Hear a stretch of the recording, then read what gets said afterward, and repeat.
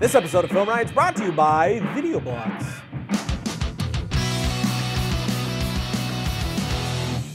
Welcome to Film Riot Mondays. Today, as always, questions, answers, and a monopod.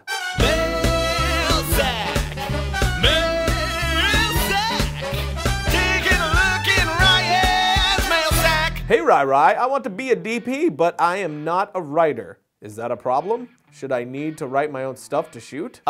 Being a DP and being a writer are two totally different things. That's like wanting to be an actor or a director. Do you need to be able to direct to act? No, you absolutely don't.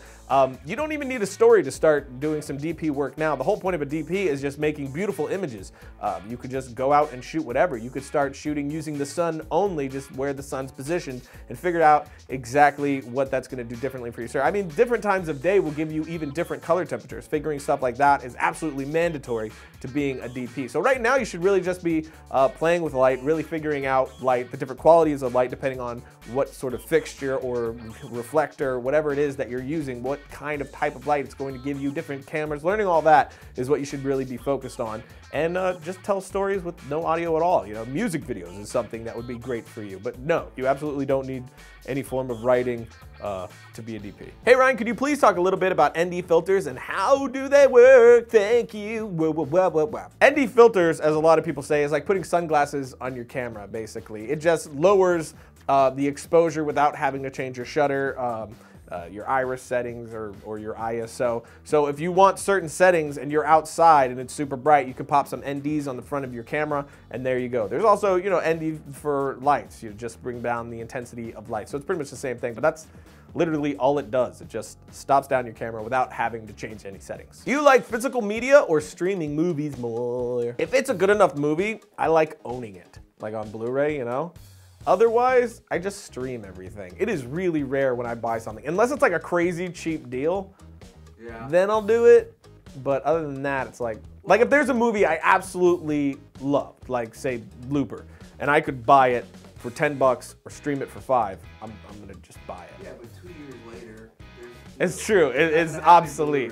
Yeah. Well, I mean, we're gonna get to the point to where physical it's gonna be gone anyway. For the most part, I'm streaming. I rarely buy physical stuff. What has helped you grow the most in filmmaking? Mentors, experience? I want to be good. Experience is always king, in my opinion. If you want to be good, it's just about doing. Do as many things as you possibly can within your craft. Just shoot, shoot, and shoot again. If you want to be a DP, then shoot as many setups as you possibly can, because every time you do it and you come back and you color correct that thing, you're going to see something that you didn't like, and then you're going to try something else, and then you're going to see, oh, that's how they get that look. And slowly but surely, you're going to start to understand how light works through your lens, and it's going to become a part of you. Directing is the same thing. Direct as many things as you possibly can. Screw up, do horrible stuff, and learn from that. So it's all about experience. I mean, I could tell you how to paint till I'm blue in the freaking face, and you could technically know how to paint, but until you put paintbrush to canvas, you're not going to be a good painter. You got to make 10,000 terrible paintings before you make your first masterpiece. Beach Tech versus Juiced Link. I would say Juiced Link. We're doing some tests right now. I have a Beach Tech and a Juiced Link, and we're going to do an episode on it pretty soon, actually. But as of right now, in my initial testing, I think I'm digging Juiced Link a lot more than Beach Tech. But we're going to do an episode. We're going to put them head to head, and we'll find out for sure. Video Blocks offers stock video, motion backgrounds, production music, sound effects, and After Effects templates. They have over 100,000 clips and are constantly adding new content every month, including stuff like explosions, slow motion effects, stuff of the earth, air and space, time-lapse if you need it, and so on. One of my favorite clips that I found was the slow-mo explosion, because I mean, you guys watch Film Riot, you know I like me some explosions, and when they're in slow motion, well, that's just doubly good. Plus, they have some great audio. You guys are constantly asking me where to find good music and sound effects. Well, here you go. Now, regularly, they're priced at $948 annually, but they have a current promotion for $178. But Video Blocks is also offering Film Riot viewers an 83% discount of only $160 annually. No promo code needed. So check out www.videoblocks.com/FilmRiot to learn more. Don't forget to go to videoblocks.com/FilmRiot. Right now, they have 7 days of free downloads when you sign up. How do you like them apples? Or downloads?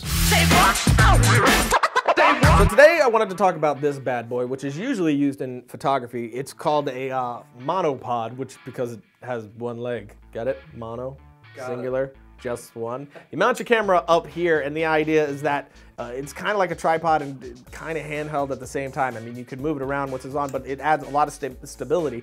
Honestly, that's not really what I use it for. I kind of use it for a Steadicam. So it's a lot cheaper than what a Steadicam would be, and it is really great for that. You just open this bad boy up, the leg's open, you slam it onto the ground, you got your camera pretty stable, and it is very fast to move around. So if you're doing run and gun, like, I don't know, our war short, remember the war short? Yeah. That would have been perfect for this. I didn't have it at the time, but that would have been perfect because we were running around. I really didn't have time to drag sticks everywhere. This would have been perfect for that, but also, since it does have some weight at the end there, you pop your camera on here, and it adds a little bit of stabilization, sort of like a Steadicam. I do that all the time, or you just flip it upside down, hold it like this, get undershots. I did actually, you know the Nyla pimp shot I did? Yeah. That's how I did it. I just flipped this upside down and then I flipped the image later, so I got a really nice low tracking shot that wasn't too crazy all over the place. So definitely check this out. It's from Manfrotto, but pretty much anything that you're gonna get is gonna work for you. Just don't get something that's obviously gonna break. Check those reviews. But Manfrotto 681B, it's a very good one. So that's it for today, which means it's time for my short film suggestion of the week. This one's called The Ellington Kid, which I really dug the cinematography and general tone of this. Great pacing, very good acting, and sort of a great way to tell a story that's not a really huge story. I mean, there's not much of an ending here, but I really feel like I tapped into this world. So the director did a great job. It's from Vice. It does have a decent amount of language in there, so if you're offended by that sort of thing, stay clear of this one, but definitely check it out, especially for its pacing and some of the ideas they did. I really dug. But that's it for today. I'll see you next week.